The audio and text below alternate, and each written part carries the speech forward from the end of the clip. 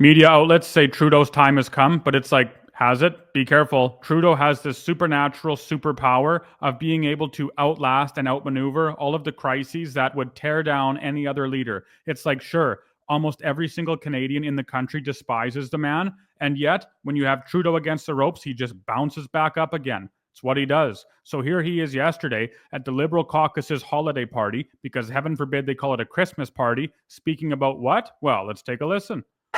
Hello, everyone! Y a-tu des libéraux dans la salle? Yeah, so we are watching Trudeau's descent into madness. Make no mistake, he's been mad for a long time now. But history shows that when a leader knows that his time is coming, history shows that when a leader knows his people no longer support him, it's not as though such a leader, especially when they have all this power, gives up their position willingly or gracefully. No, it's the opposite. Instead, they descend deeper and deeper into a state of lunacy to try and maintain any semblance of power that they can. The exact same is happening here with Trudeau. He's just like Nebuchadnezzar. Bonsoir tout le monde.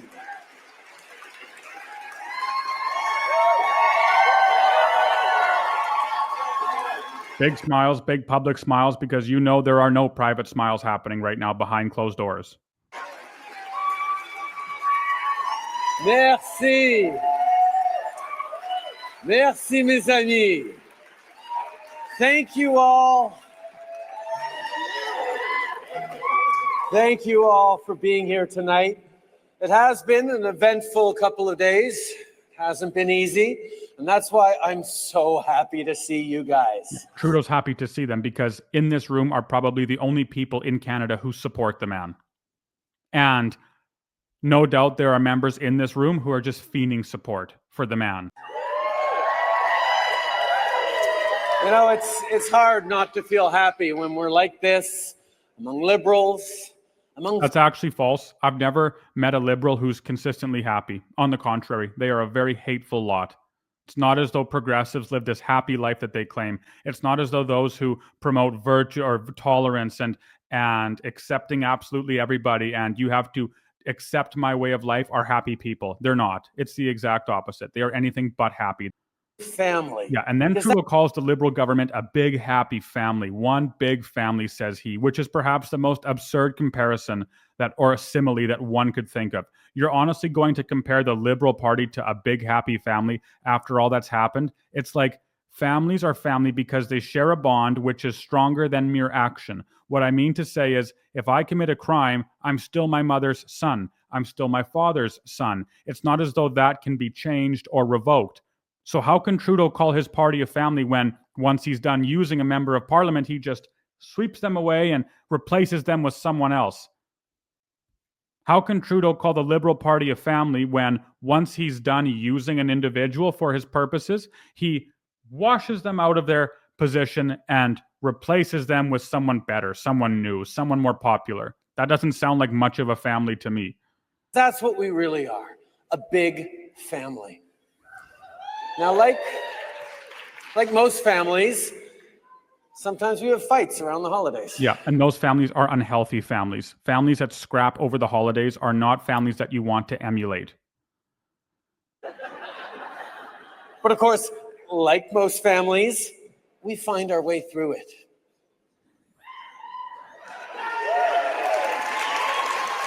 Not sure what that looks like. Ask a lot of Liberals today and they'll say finding their way through it means replacing Justin Trudeau with someone else.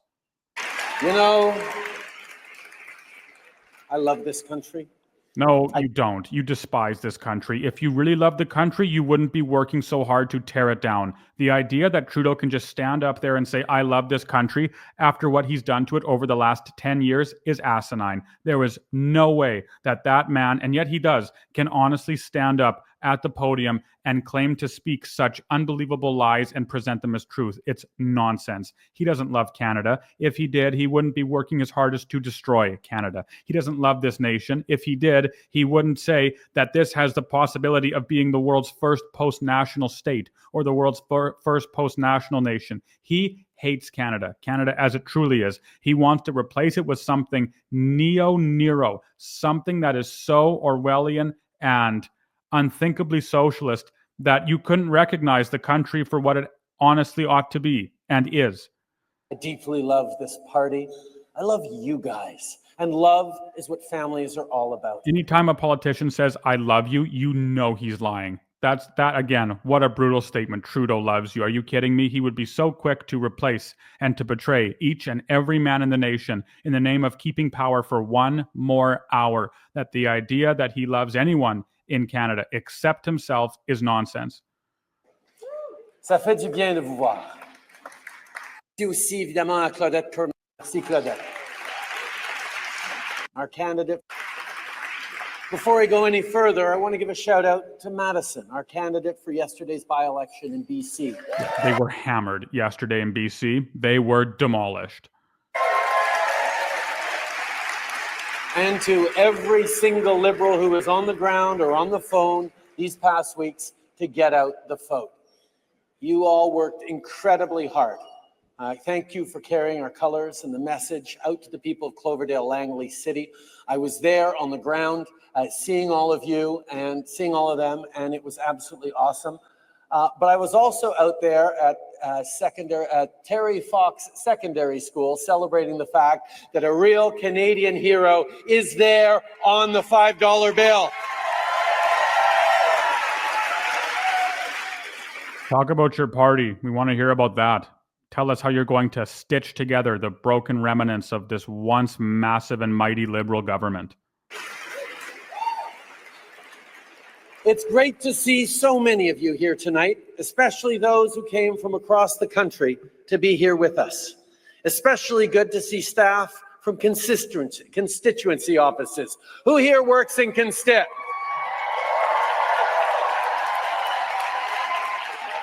Now it's not that I like. Wow, can you believe it? Bureaucrats giving bureaucrats bureaucratic praise. Wow, what a surprise. It's like bring in the working man.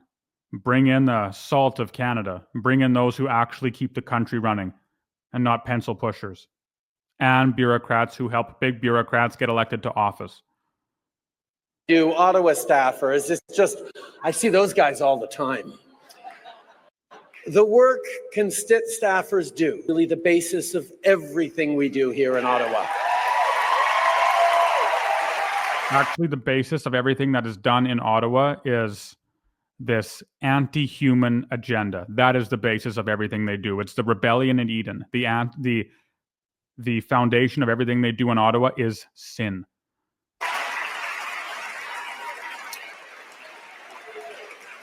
You are the ones on the front lines, helping the people in your community, dealing with the hard cases day in and day out. Who is being helped by the Liberal government? I'm not sure. I have yet to meet a man who has been helped by the Liberal government and whose life is better now than it was a decade ago. I'm still waiting to find someone whose life is better now than it was years ago when government was smaller and less invasive.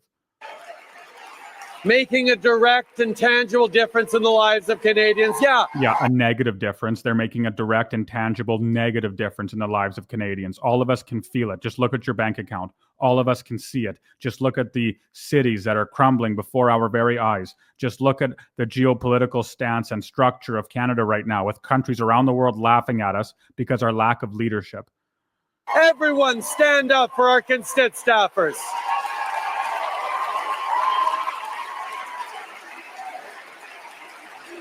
You make sure that MPs remain their community's voices here in Ottawa and not Ottawa's voice in their communities. Yeah, isn't it coming from the same guy who silenced members of his caucus or of his party who dared to say that the carbon tax wasn't very popular in their constituency? I thought they were supposed to be, according to Trudeau, voices for their community, for their constituency. But it seems that when they voice their opinions for their constituency, Trudeau silences them. So which is it? You are the ones who know how people feel, what people think. You listen to Canadians' concerns, and without that, without your input, the work we do here in Ottawa would be impossible. I mean, think about it. So if Trudeau really listened to the Canadian concern, then he would know that people want him to step down. So you can tell he's lying just in this. Many of those who come into the office to ask for your help are coming to tell you about what maybe is the most important thing in their lives at that moment. They put their trust in you, and every single day you are deserving of that trust. Yeah, no, actually, a man who puts his trust in anyone, let alone a liberal, is a fool. Anyone who puts their faith in a bureaucrat is a fool. Just look at history. Just look at what's happened over the last how many years. Name one bureaucrat who has saved a man from anything, let alone the ultimate enemy, death. What bureaucrat has done so? What government member has done so? What prime minister has done so? And Trudeau says, you have earned and deserved their trust. It's like, why? What exactly have these individuals done to earn these other people, these other constituents and their members' trust? Canadians and all of us here tonight owe you a massive debt of gratitude. If you helped elect Trudeau, then no, we don't actually owe you a massive debt of gratitude.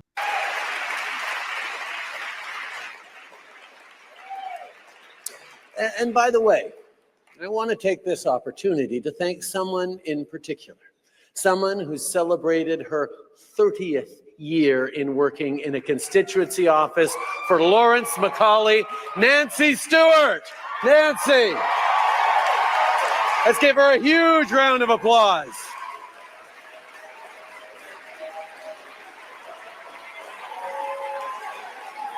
Why did Chrystia Freeland resign? And what are you going to do about it now that the party is fractured, or more fractured than it was before? That's what we want to hear about.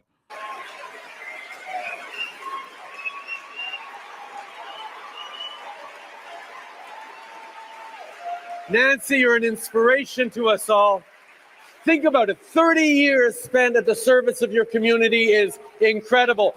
But 30 years of making Lawrence McCauley look good, even more incredible. Again, descending into madness. And it's like, please don't take any sort of inspiration from a person who has been in politics or has been in the quote unquote public service for 30 years. Like, there is this idea in big government, in the liberal government, that the longer you're in politics, the more you serve your community, and the more you serve your community, the better you are. But of course, the fallacy is the idea that those in government office right now are serving their communities. They're not. Again, far from. They're not serving their communities one bit. And so it's like, please, Trudeau, please don't take advice or don't take inspiration from those individuals who have been in the political sphere for decades. Canadians don't want you there anymore.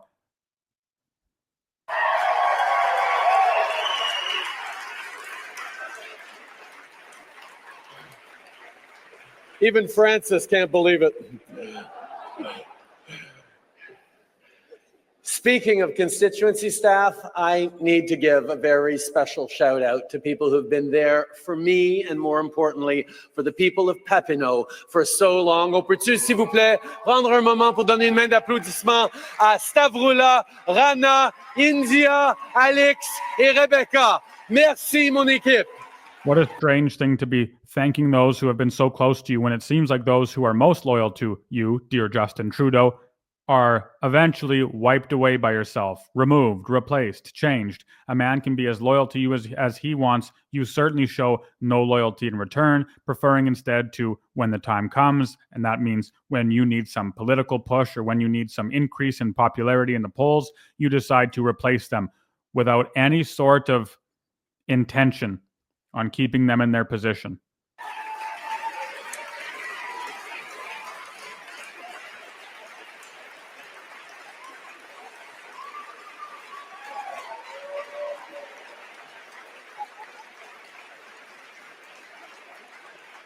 Now, constituency staff really deserve the holiday break that's coming up shortly. But the same goes for every staffer in this room. As time goes on, I'm even more and more impressed by your professionalism, your dedication, and your hard work. Yeah, those government members work real hard. Yeah, they, what's the break? Over a month. It's December 17th or December 18th, and they're off until what? The end of January, or at least the House doesn't return sitting until January. No one works like a government member. Things get tough, you step up.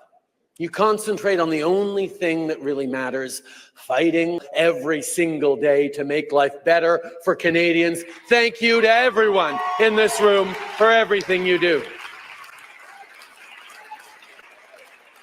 Please stop fighting, right? Every Canadian right now is saying, please stop fighting. We are sick of your fight. Surrender. Move somewhere else, go somewhere else, do something else. Stop fighting for us because you're actually harming us terribly. As a team, as a country, we've gone through a lot these past years. We certainly have. Over the last 10 years, since the beginning of your rule, we have gone through a lot, and life is much more difficult now than it was before. The pandemic, inflation, so much conflict and suffering around the world. Your government. International law being trampled, the very foundations of democracy being attacked. I've been wondering. Again, isn't that interesting that lots of those attacks are coming from you, from the Liberal government? Is there such a thing as precedented times? And if so, could we please have some of those?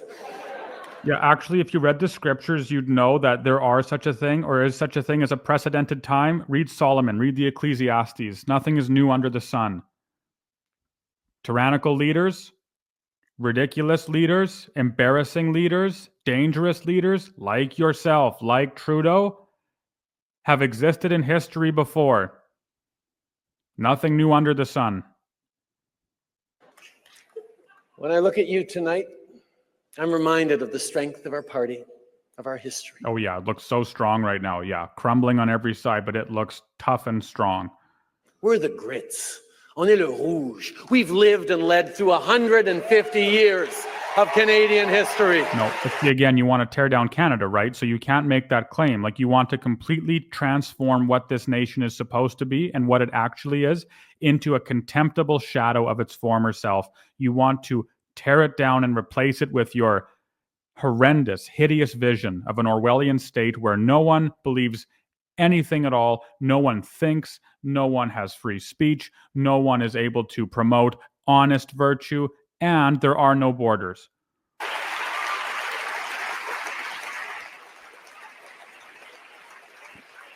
We were there for Canadians through the Spanish flu, the Great Depression, 2 world wars, the Cold War.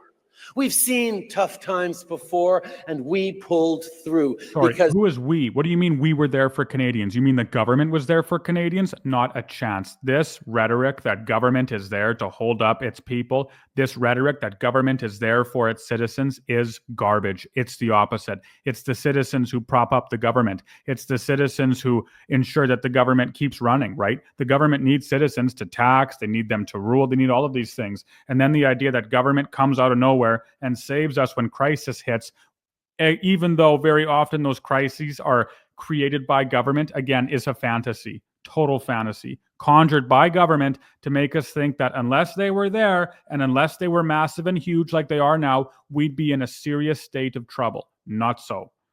When we pull together, when Canadians pull together, nothing, and I mean nothing, can stop us. Sounds just like the Tower of Babylon, doesn't it? Back in Genesis. But anyway, nothing can stop us, says Trudeau. Nothing can stop us. Canadians are pulling together. That's true right now. We're just pulling together, uniting against Trudeau, because you can't pull together in a lie, as Trudeau wants us to. It's the opposite. You have to pull together in truth.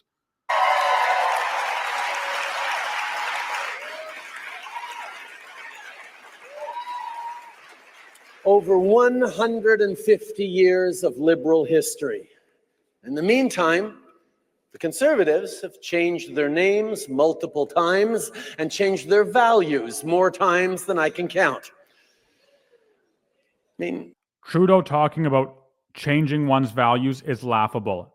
The idea that Trudeau can stand up there and talk about how wrong it is to change your value system is, well, it doesn't even deserve comment. It's so ridiculous because all Trudeau does is change values. All he does is change targets. Government sets an anchor for itself. It misses the anchor, so it just moves the anchor. By definition, by his own admission, Trudeau is a progressive. So how can he talk about the virtue of having objective targets when he himself doesn't believe in having objective targets? Because if he did believe in having targets, he wouldn't be a progressive, would he? Instead, he'd be a man like the rest of us who are striving to do what is good and honest and just and righteous. Not Trudeau, not Trudeau. Instead, he says, we are constantly pursuing a state of progress, a state of change. And it's like, okay, so you can't have a target because if you do, you're eventually going to reach the target. And once you do so, You cease to progress. Your dogma destroys itself. Call me old-fashioned, but I remember when conservative stood for protecting our institutions instead of trying to tear them down. I mean, just look at their current leader. No, funny. His slogans are all about cutting taxes, but put an actual tax cut on the table, and he votes against it. The GST tax cut is a joke. Everyone knows it. It's causing small business a lot of difficulty, and it's government trying to get Canadians to spend more and more and more over the holidays so that it could show up in their books as, wow, Canada's economy is robust and strong. What I'm seeing here is just classic Trudeau. Everything's fine. Sunny ways, my friends. Sunny ways, sunny ways. The thunder's coming. The thunder is here. All of us can see the gray clouds, Trudeau. Doesn't look so sunny for your party anymore. Let's hear what the end of this speech was like. Fields. We stand for a woman's right to choose. I've written on that extensively. That's its own video. That needs its own video. We stand for the right to be who you are and love whom you love. On se tient debout pour notre culture.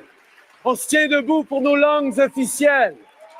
We stand for the rights of linguistic minorities, and that means les francophones à l'extérieur du Québec and anglophones inside of Quebec.